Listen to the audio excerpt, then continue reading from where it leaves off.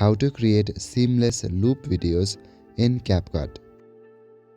Hello everyone, in this video I'm gonna show you how you can create a seamless loop on your CapCut video. Open CapCut on your device and import your video. Once the video is imported, observe the video. To create a seamless loop, the beginning of the video and the end should match. Now sometimes a simple adjustment in the end or in the beginning might create a seamless loop.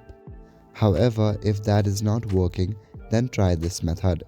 You can try matching the end and the beginning of the video by this process. Make a split at the tail of the video. Once you split the video, then drag it at the beginning. This way, the beginning frame and the end frame will look the same, which will create a seamless loop in your video. Now there will be a cut from where you added the last video. To hide this cut, you can use transitions. Tap on the bubble icon between those clips and now start selecting a transition. You can also add sound effect to hide this scene. So that is it for this video. I will see you in the next one. Thank you.